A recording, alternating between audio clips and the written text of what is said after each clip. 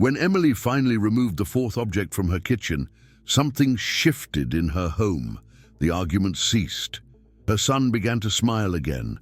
Her husband found a job. But what she didn't know was that those objects had been there for 15 years. 15 years sucking the life force from her family. 15 years creating what Kolbe called unseen shadows. Have you ever felt that your kitchen had something? Like a strange presence observing every family meal? Kolbe knew. He discovered that 4 ordinary objects can transform the heart of your home into a portal for generational curses. And some of them might be in your kitchen right now. My name is irrelevant. What matters is that 3 years ago, I delved into Kolbe's secret archives. Documents his family tried to hide, notes on real cases, families destroyed by objects you touch every day. Kolbe wasn't your average mystic. He was a man who saw patterns where others saw coincidence. For 40 years, he visited over 1,000 homes, and in every cursed house, he always found the same 4 objects in the kitchen. Always the same 4. You need to understand something. The kitchen isn't just a place where we prepare food. It's the energetic center of the home. It's where the family gathers, where important conversations happen, where children do homework while you cook. Therefore, when cursed objects reside in the kitchen, they contaminate the entire family. Kolbe discovered this the hard way. At 23, he married Sarah, a beautiful woman, a smile that could light up any room. They were happy.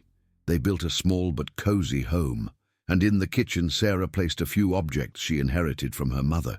Seemingly harmless objects. In 6 months, everything changed. Kolbe started having nightmares. Sarah became depressed.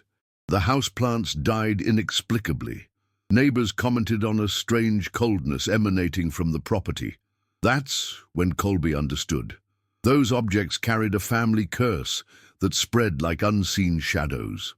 But let me explain something fundamental before we continue. When I talk about a curse, I'm not talking about superstition. I'm talking about accumulated energy, imprinted memories, vibrations that crystallize in specific objects. Kolbe studied quantum physics before dedicating himself to esotericism. He knew that everything vibrates, that objects absorb the energy of the environments where they are, and when these objects carry trauma, pain, or negative intentions, they become transmitters of curses. The kitchen amplifies this because it's where we spend the most time, where we touch, handle, interact with objects constantly. Have you noticed how some houses have a heavy feeling in the kitchen, like the air is denser, like something is watching you while you wash the dishes? That's no coincidence. The first object Kolbe discovered was the most shocking, because 90% of families have at least one in their kitchen, and most don't even imagine the danger. He called this object the silent drain, because it absorbs the family's positive energy without making a sound, without giving any obvious signs, until it's too late. Emily, whom I mentioned at the beginning, had 3 of them in her kitchen, 3 silent drains. That's why her husband lost his job. That's why her son became aggressive at school. That's why she herself developed chronic insomnia. The family was literally being drained. But what is this first object? You may have touched it today. It might be within arm's reach right now. It might be the reason for the inexplicable arguments in your home. Kolbe discovered that old knives, especially inherited knives, are portals for family curses. Especially knives that have cut meat for many generations, that have witnessed arguments, that were used in moments of anger. Each cut imprints a memory on the blade. Each aggressive gesture leaves an energetic mark. And when you use these knives, you unconsciously activate all those memories. That's why families who use inherited knives tend to have more conflicts at the dinner table, more arguments during meal preparation, more tension in the family environment. The cutting energy spreads. Kolbe had a specific technique for identifying cursed knives. He would hold the knife for 3 minutes in silence. If he felt tingling in his hands, sudden coldness, or an excessive feeling of weight, he knew the knife carried curses. In some cases, sensitive people could even see flashes of memories, old arguments, moments of pain, tears shed while someone angrily chopped vegetables. I know this may sound extreme, but think with me. How many times have you felt inexplicable irritation while cooking? How many times have minor accidents happened in the kitchen for no apparent reason? How many times have family arguments started during dinner? Maybe they aren't coincidences. The second object is even more common. So common that you probably have at least two in your kitchen right now. And the irony is that most people consider them symbols of abundance and prosperity. What cruel irony! Kolbe called them mirrors of scarcity, because they reflect the exact opposite of what they promise. Instead of attracting abundance, they multiply the feeling of lack. Sarah had several of them in the kitchen. She believed they brought good luck, that they attracted prosperity to the family. But the opposite happened. The more of these objects she put in the kitchen, the more bills fell behind. The money simply evaporated. Kolbe spent years studying this phenomenon. He discovered that certain objects act as energy inverters. Instead of attracting what they promise, they repel. Instead of multiplying, they diminish. And the worst part is that this process is gradual. You don't notice it in the first month, nor in the second, but gradually scarcity settles into the house. First, it's small things. The milk sours faster. The electricity bill is higher. The car breaks down for no apparent reason. Then come the bigger losses. Job opportunities that don't materialize, investments that go wrong, relationships that deteriorate due to financial issues. The whole family is trapped in a cycle of scarcity. Kolbe documented more than 200 cases of families who freed themselves from these curses by removing these objects from the kitchen. In 60% of cases, the financial situation improved within 3 months. But what is this second object? You probably touched it this morning. It might be reflecting the window light right now. It might be the reason your credit card is always maxed out. Mirror-polished metal knives, especially those with a very shiny surface, act as amplifiers of negative energy. The polished metal creates a mirror effect, multiplying the ambient vibrations. If the energy in the kitchen is heavy, the mirrored metal multiplies that heaviness. If there's family tension, the knife's shine amplifies that tension. If there are financial worries, the reflective surface spreads those worries throughout the home. Kolbe observed that families with many mirrored knives in their kitchen had 3 times more arguments about money, 3 times more finance-related anxiety, 3 times more difficulty saving. The mirrored metal creates what he called the ricochet effect. Negative energy hits the metal, ricochets, and spreads, multiplied. That's why Sarah never managed to save money. That's why Kolbe felt anxious every time he entered the kitchen. That's why the bills seemed to multiply like magic. The kitchen had become an amplifier of scarcity. But the third object is the most treacherous of all, because it disguises poison as medicine. It promises protection, but offers destruction. And it's present in 80% of American kitchens. It took Kolbe 15 years to fully understand the destructive power of this object. 15 years observing families withering without understanding why. 15 years seeing homes transform into silent battlefields. And when he finally understood, it was too late for Sarah. She had left, not physically but energetically. The cheerful woman he knew had become a shadow of herself, apathetic, no sparkle in her eyes, no hope in her heart. The third object had sucked her vital essence. Can you imagine seeing someone you love fade away little by little, like a candle slowly melting? Sarah was still there physically, but her soul seemed to have leaked somewhere Kolbe couldn't reach. That's when he understood. The third object doesn't destroy at once. It kills slowly. It smiles while sucking your joy. It whispers promises while stealing your hope. And maybe it's doing that to you right now. Have you felt like you're losing motivation for no apparent reason? That joy is evaporating from your life? That even. With family, you feel strangely alone. Maybe it's not depression. Maybe it's the third object fulfilling its silent function. Kolbe discovered that certain antique cookware, especially inherited iron pans, act as vacuums of vital energy. Iron absorbs and retains emotional memories, and when those memories are of pain, sadness, or despair, the pan becomes a portal of melancholy. Every meal prepared in these pans carries a bit of that melancholy. Every dish served transmits this accumulated sadness. The whole family starts eating depression along with the food. Sarah cooked every day in an iron pan that belonged to her great-grandmother, a pan that witnessed the Great Depression, that cooked meager meals during wartime, that prepared the last dinners before family deaths. All that pain was impregnated in the iron, and with every dinner, Sarah served a bit of that pain to the family, unknowingly, unwillingly, but feeding everyone with ancestral sadness. That's why Kolbe started having nightmares. That's why he lost interest in the things he loved. That's why he felt an inexplicable weight on his chest every time he sat at the table. They were being emotionally poisoned.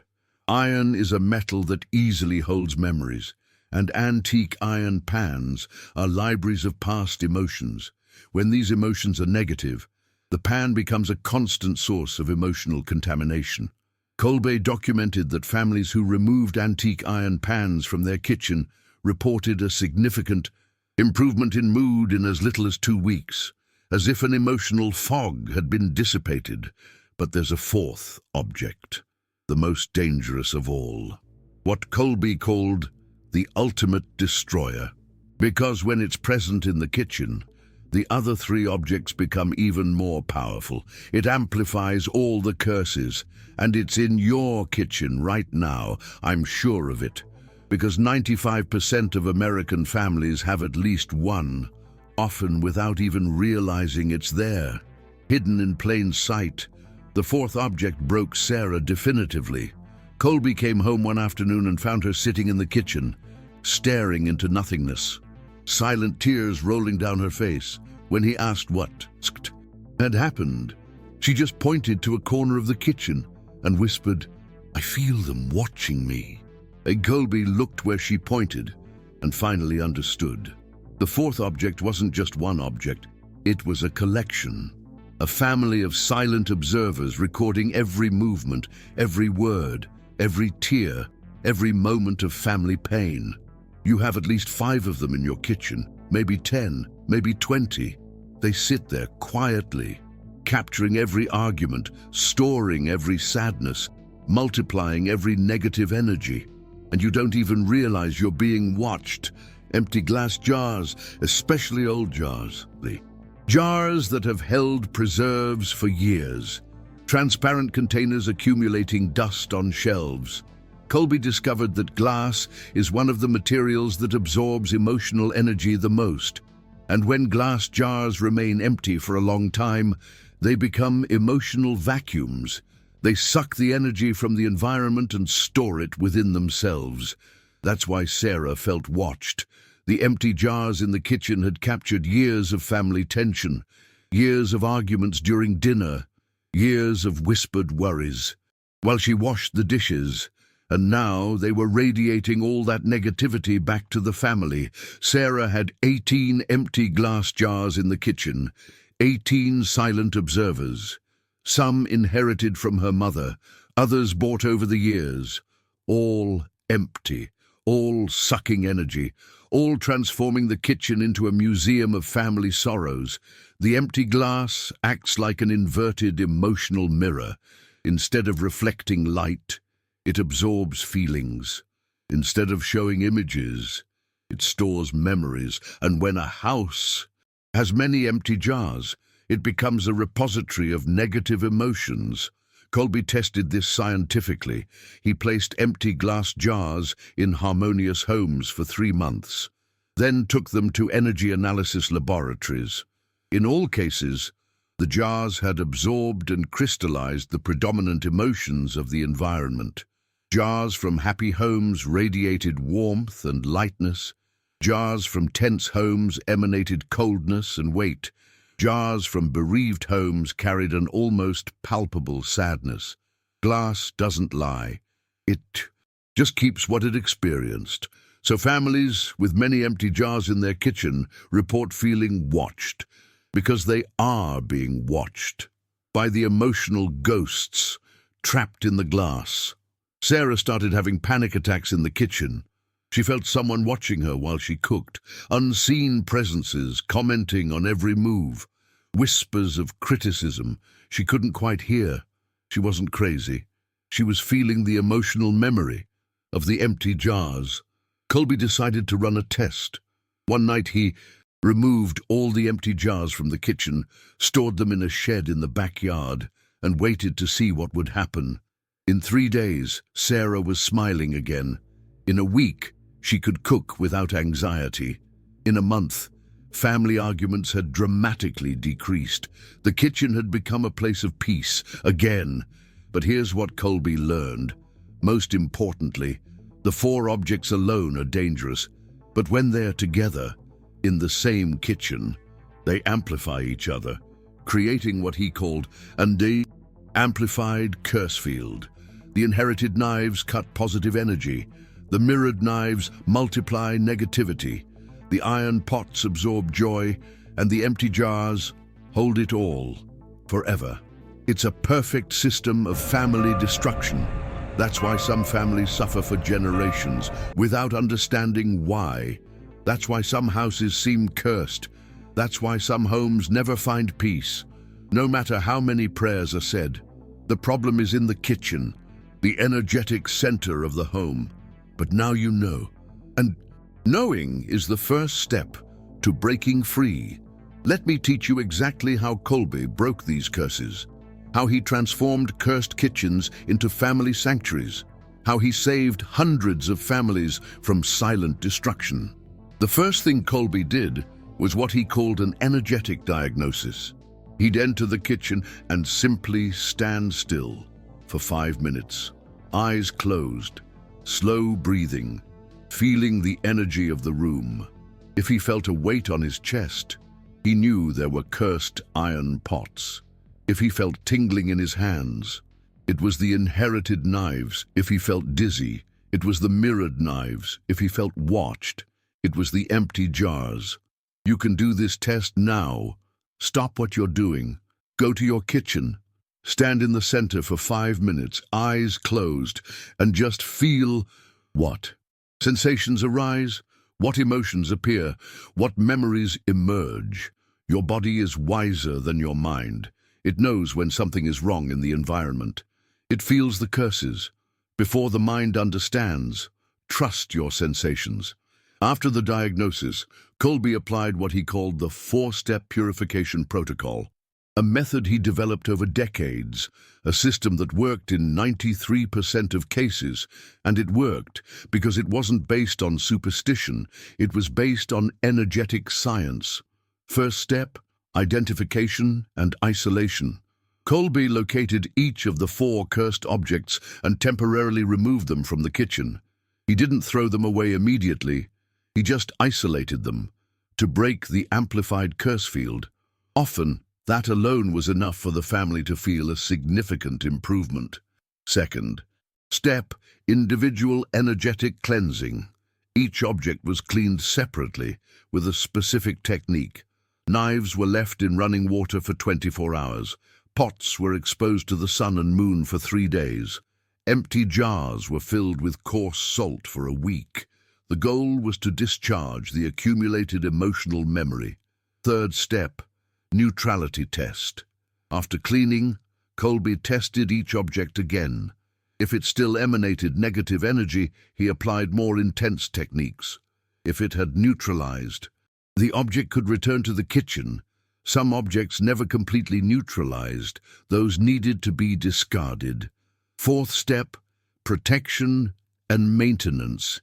Kolbe taught the family how to keep the kitchen's energy balanced. Simple, but powerful techniques that prevented new curses from taking root. Because there's no point in cleaning the kitchen if you don't know how to keep it protected. One of the most effective techniques was what he called protective salt. Once a month, the family should sprinkle a pinch of coarse salt in each corner of the kitchen. Leave it for an hour, then sweep it up and throw it in the trash. The salt absorbs accumulated negative energy and prevents it from crystallizing in objects. Another technique was the renewing water. Once a week, all knives should be left in running water for 10 minutes. All pots should be rinsed with fresh water after each use. All empty jars should be washed monthly, even if they haven't been used. Water cleanses emotional memories before they become permanently fixed. Kolbe also taught the purifying fire ritual. Once a month, the family should light a white candle in the center of the kitchen. Let it burn for an hour while they cook together. Fire transmutes negative energy into positive.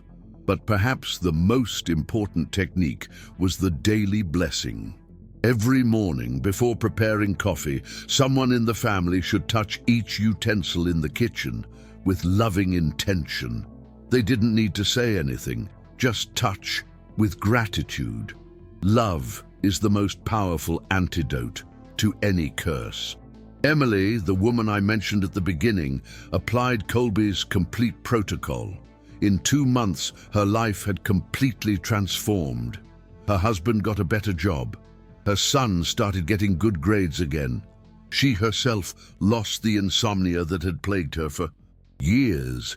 But the most impressive thing was the change in the energy of the house. Neighbors commented that something had changed, that the house radiated a peace that didn't exist before, that the family seemed more united and happy. The kitchen had become what it should always have been, the loving heart of the home. I know all this may seem impossible, that simple objects shouldn't have so much power over our lives, but think with me. How many hours a day do you spend in the kitchen? How many meals do you prepare there? How many important conversations happen in that space? The kitchen is where family life happens, and if that space is contaminated by negative energies, the whole family will be affected.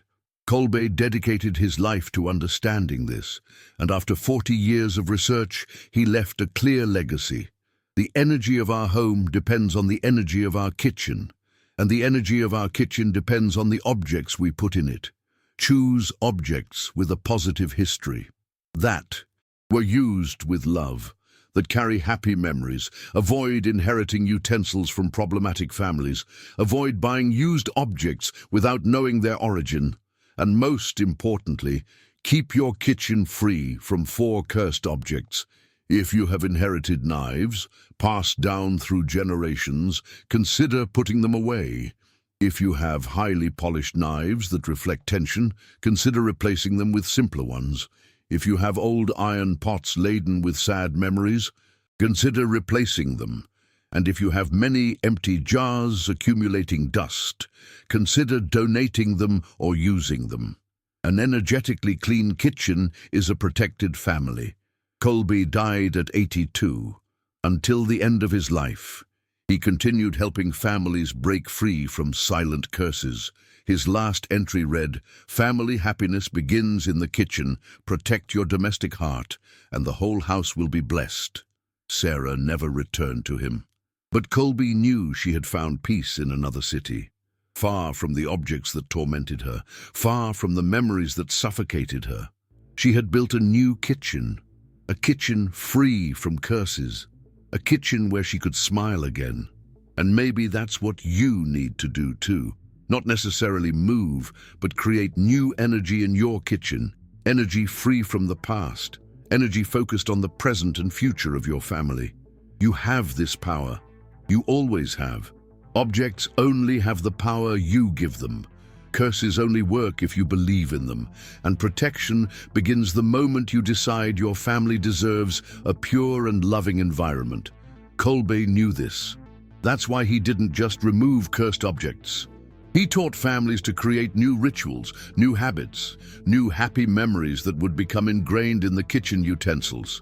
Cooking with joy, talking with love during meals, giving thanks for the food, blessing the food, creating special moments that would crystallize in the objects as positive memories, transforming the kitchen into a family temple.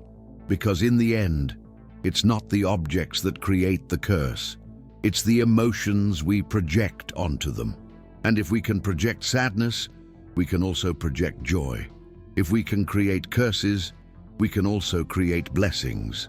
The choice is always ours. Today, when you enter your kitchen, pause for a moment. Look at each object with fresh eyes. Feel the energy they carry and make a conscious decision about which energies you want to keep near your family. Perhaps you'll discover that some objects need to go. Perhaps you'll feel that others deserve to stay.